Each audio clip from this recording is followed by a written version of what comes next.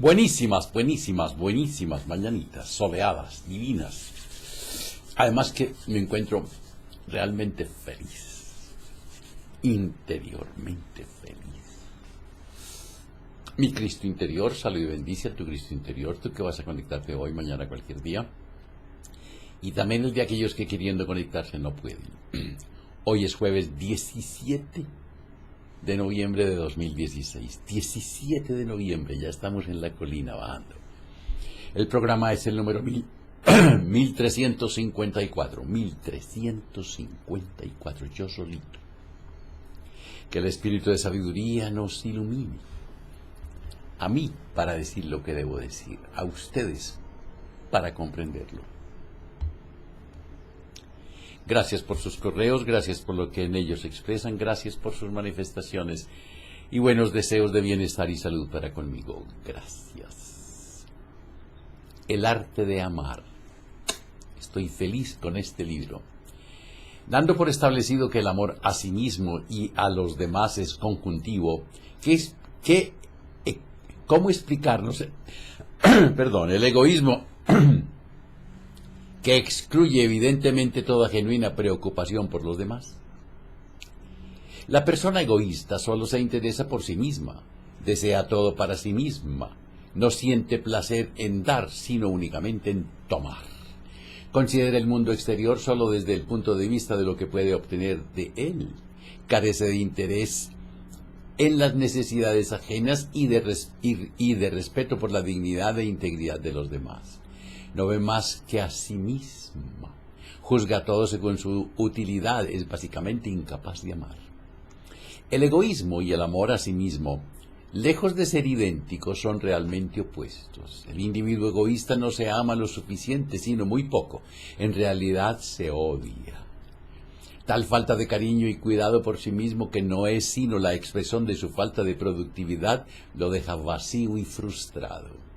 Se siente necesariamente infeliz y ansiosamente preocupado por arrancar a la vida las satisfacciones que él se impide obtener. Parece preocuparse demasiado por sí mismo, pero en realidad solo realiza un fracasado intento de disimular y compensar su incapacidad de cuidar de su verdadero ser. Esta teoría de la naturaleza del egoísmo surge de la experiencia psicoanalítica con la generosidad neurótica, un síntoma de neurosis observado en no pocas personas que habitualmente no están perturbadas por ese síntoma, sino por otros relacionados con él, como depresión, fatiga, incapacidad de trabajar, fracaso en las relaciones amorosas, etc. No solo ocurre que no consideran esa generosidad como un síntoma. Frecuentemente es el único rasgo caracterológico redentor del que esas personas se enorgullecen. La persona generosa no quiere nada para sí misma, solo vive para los demás. Está orgullosa de no considerarse importante. Mi bajo perfil se nota inmediatamente, mi humildad. La naturaleza de esa generosidad se torna particularmente evidente en su efecto sobre los demás y con mucha frecuencia en nuestra cultura, en el efecto que la madre generosa ejerce sobre sus hijos. Ella cree que a través de su generosidad sus hijos experimentarán lo que significa ser amado y aprenderán a su vez a amar. Sin embargo, el efecto de su generosidad no corresponde en absoluto a sus expectativas. Meister Eckhart ha sintetizado magníficamente estas ideas. Si te amas a ti mismo, amas a todos los demás como a ti mismo. Mientras ames a otra persona menos que a ti mismo, no lograrás realmente amarte.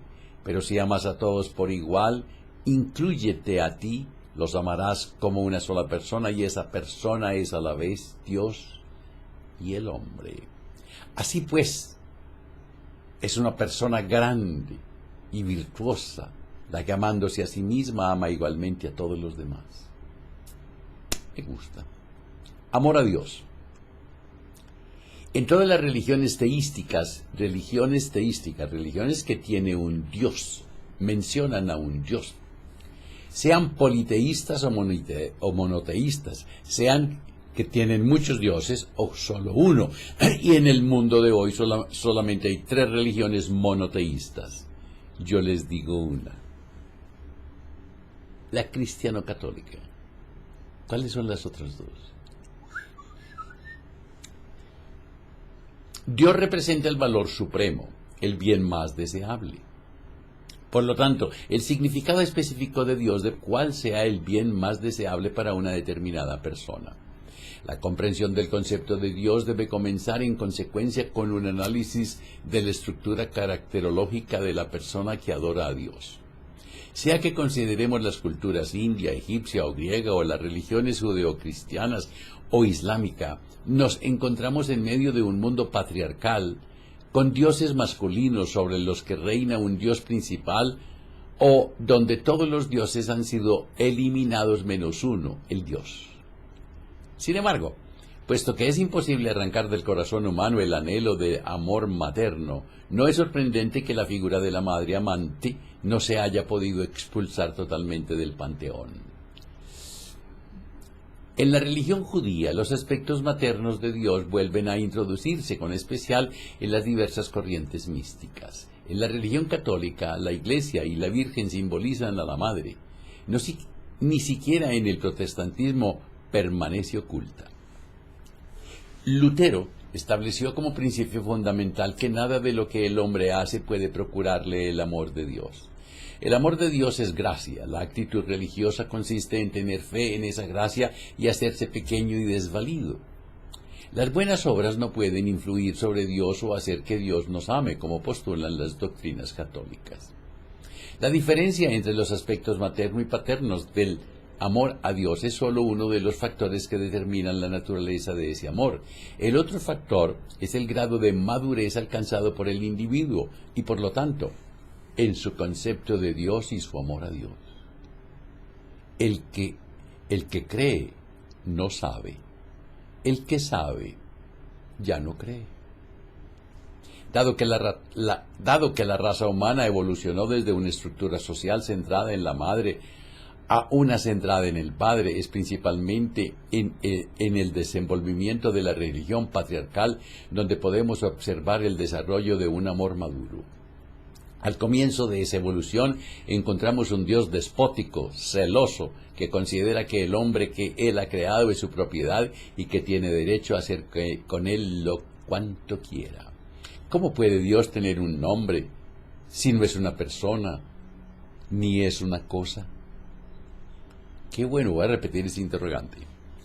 ¿Cómo puede Dios tener un nombre si no es una persona, ni es una cosa? No solamente tener un nombre, sino una figura, con barba. El incidente más notable de ese cambio en el relato bíblico es de la revelación de Dios a Moisés. Cuando Moisés le dice que los hebreos no creerán que Dios lo ha enviado, a menos que pueda decirles el nombre de Dios. ¿Cómo podrían los adoradores de ídolos comprender un Dios sin nombre, puesto que la esencia misma de un ídolo es tener un nombre? El vellocino de oro. Dios hace una concesión. Dice a Moisés, no es Moisés, que su nombre es Yo soy el que yo soy. ¡Wow! Yo soy el que seré es mi nombre. El yo soy el que seré significa que Dios no es finito, que no es una persona, sino un ser. La traducción más adecuada de la frase sería: dile que mi nombre es no tengo nombre. ¡Tarararán! La prohibición de hacer imágenes de Dios, prohibición de hacer imágenes, está en el segundo mandamiento del Decálogo, de pronunciar su nombre en vano, y eventualmente de pronunciar su nombre en absoluto, apunta a la misma finalidad, la de liberar al hombre de la idea de que Dios es un padre, una persona. Persona no es. Padre por extensión, puesto que es creador, y le decimos Padre, Madre. En el desarrollo teológico ulterior, la idea se transforma en el principio de que ni siquiera deben darse a Dios atributos positivos. No tiene, no puede tener, es una entidad, es éter, es una energía.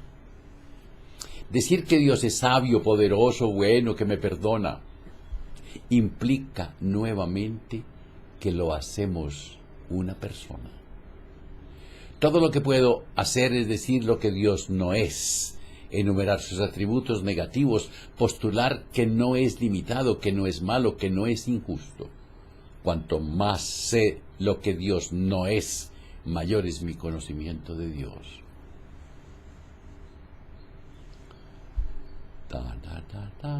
Y no hay que ir a una iglesia para orar.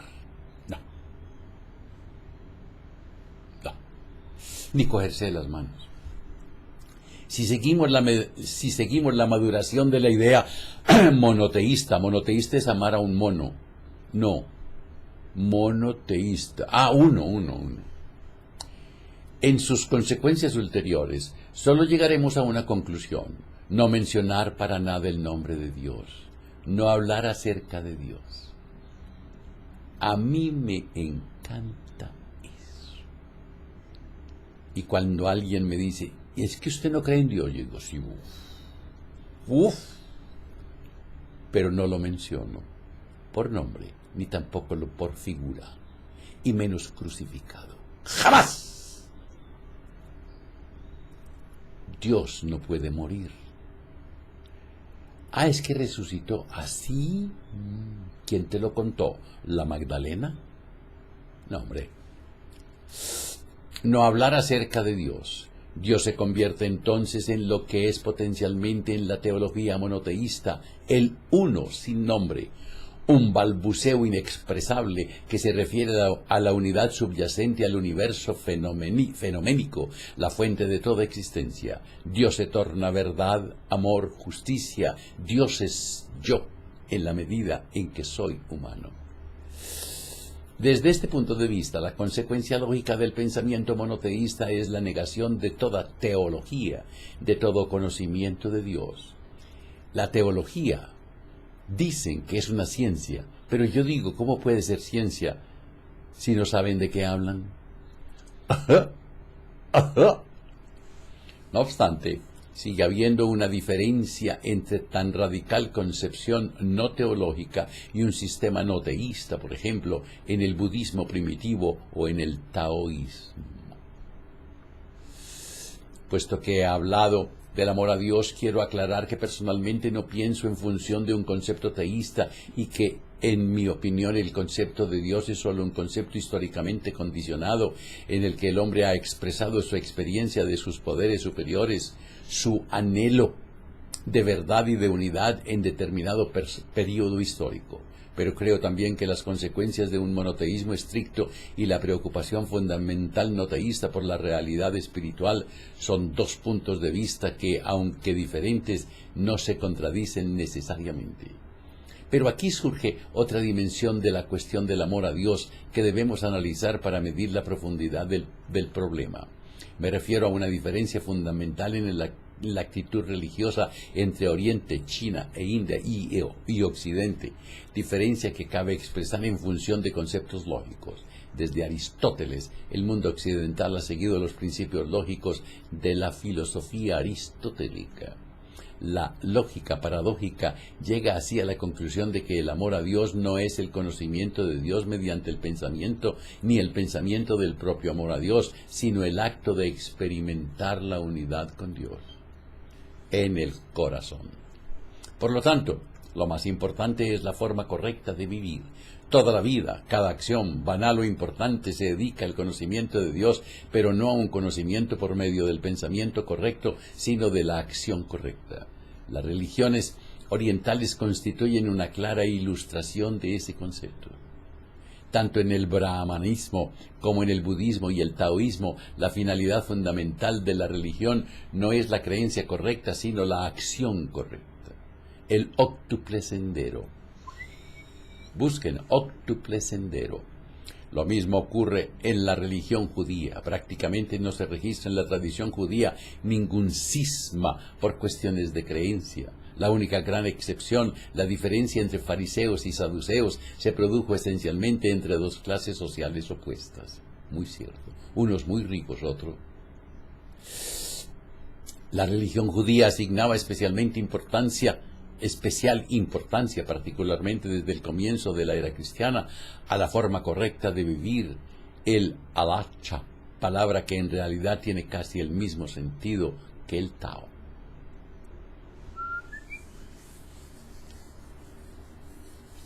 ¿Gustóles? Lean esto, pídanme las memorias, yo se las mando a un clic. O no me las pidan. Cuando te abrazas, cuando te quieres, cuando te amas, la vida te abraza, la vida te quiere, la vida te ama. Cuando tú te quieres, cuando tú te amas, la vida te abraza. Al principio de este programa dije, me siento feliz, me levanté feliz interiormente, feliz.